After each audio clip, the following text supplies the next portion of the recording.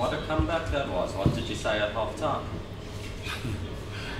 Yes, I just made sure we got back to process. It was big eyes like I haven't seen in a while, and luckily we just focused back on every 10 minutes, just score a try, get into the process, start doing what we know we can do well, and thankfully it worked. Honestly, it was. I don't think I've seen a 33-5 at a stage, turning into a victory. So we're very blessed and very happy, because it's a bunch of youngsters and they had to show, they had to dig deep. But I'm very pleased for the team. You must have been happy with the impact from the experienced players off the bench as well. Like Mapo and Andries, they were phenomenal. Even Ron van Mark when he came on, France.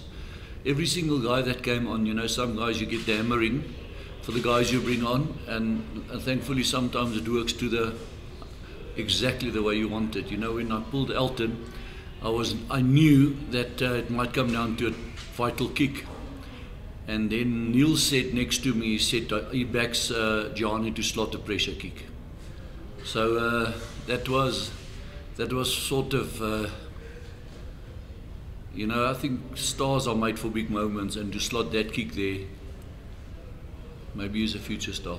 But were you positive you're going to win the penalty from the scrum? That was a miracle on its own. Philip Lemmer and Julian worked so hard on the scrum, and the set was good. The set was perfect, and he saw it. He said, great set. And then, it was a vital scrum that. So I don't want to get half on the negative, but I mean that first half must be one of the worst 40-minute performances from the Lions in many years. Yeah, Jock, it's all. I've got to go and analyse properly like I normally do. When Commies threw that first ball with the long distance try, he didn't pass with his eyes, it was a flyer, he knows it, and that was a 7-pointer. Then Elton came out, they know the eyes got to do the work before the hands do the action, and didn't. So it's 14 points on a fundamental. Now if you didn't hand them that 14 points on a plate, we were always in the fight, especially at the high fight, especially guys at a team that we was hoping we could wear them down, Jock. What was the turning point for you where you felt it's going to get this thing done now? Can I be honest with you? I felt, I don't know exactly. Walking to the change room, I was still in a flat spinner, but we made them calm. We've got a process we follow in the change room, and it calmed all of us down. And then, but I must admit, I don't think I've lost it so before like this at half time. I really lost it, because I know how good these guys can be, and they were not.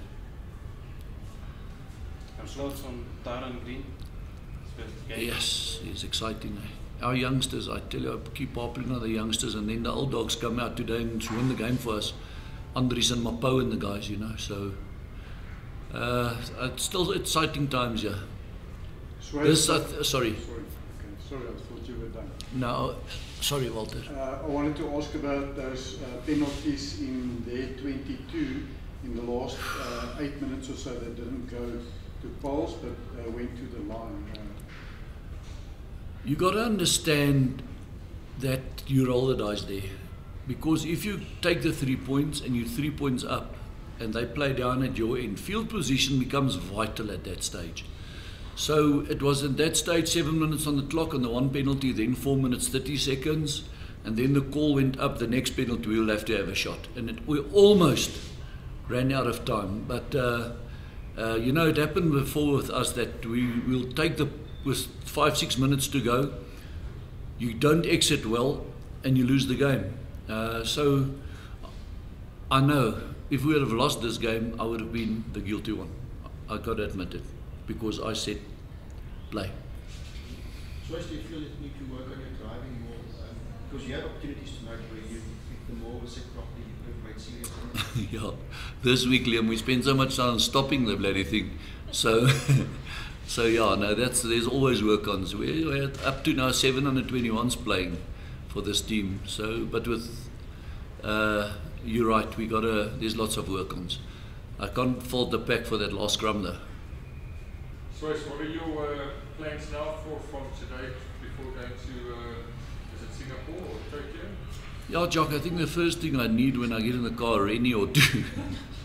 And then our plans will be, we're going to practice here on Monday, Tuesday, fly out on Wednesday. And then we've done it before, so we do all the work here, finish the work, and then fly out, and we'll have one training session there. It's very humid there, so we don't want to go and empty the tank too many training sessions over there. Too early to talk about possible injuries, maybe? Look, I'll have to go and look at the scoreboard.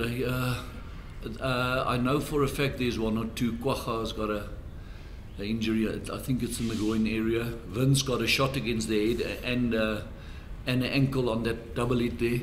You know, first he thought it was his ankle, but he could recover, and then he realised. But the physio realised that his head. So he's got a double problem: his head and his ankle. Yeah, I'll have to check with Doc now, but we'll fight to fight another game. But this was a fight. You guys can't believe what this does for character in a team. They've got many international players there. They bought themselves a bloody good side, that Rebel side. You see when they start running how good they are. And they showed lots of character. Leadership was great, impeccable from Malcolm and Elton and the guys. So from Malcolm, yeah, there's Malcolm now. So what was your last question? Just the injuries. Yeah, we'll have to check. Are you okay? Yeah, there's one box that we tick. Well played, Malik. Excellent. So when you came out for halftime, did you believe they could still turn it around? Yeah, I've got so much belief in this team and a faith in this team and what we stand for, and yeah, there's one or two words that did come out badly, I think, and sorry about that. But then in hindsight, it was maybe time to lay the marker down for once and for all, because that first half wasn't good enough. Honestly, I know we gave points away, but it was just not good enough for them. They're too good for that, man. How come what went wrong in the line-outs today in the first half? Well, I think they just competed well, to be honest. They read our movements pretty well, and yeah, obviously when we started controlling it and doing it on our terms in the second half, obviously things went well. Malcolm, just your thoughts of that comeback? How do you feel? Must be great. No, it's amazing, and I can't thank the guys enough, and the crowd, to be honest. Really, they stuck it out with us. I mean, yeah, we came in at half time. There were a couple of harsh words thrown around, but I think that the team needed that as well, just for us to realise that we are good enough and we can come back from it like we showed on the field. Guys that came off the bench had a big impact? Yeah, massive, but the guys that started as well, so softened them up a little bit. But guys like Bubis that came on and made an immediate difference were really incredible. What did you sort of say to the guys as the half kept on getting longer and longer and you just still needed to get there? Yeah, well, I just told the boys just stick to our processes, do everything on our terms. When things are done on our terms, then that's when things go well.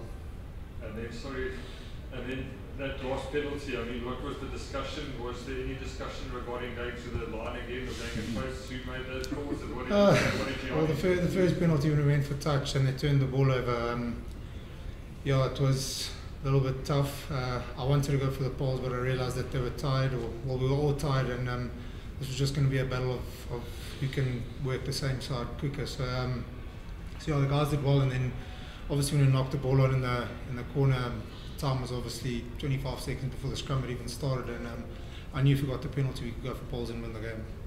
What did Johnny, was he confident? I just walked past and I pointed at the poles and he said, "Don't worry, I've got you." So I was like, "Cool, bro, just keep the ball over." Did he say anything afterwards, or did anybody? I wanted to give him a high five, but he started running back to our bench and I just picked up his tee and carried on. Still the serving mentality, to pick up the kicker's tee. That's good. Any more questions? Thanks, everyone.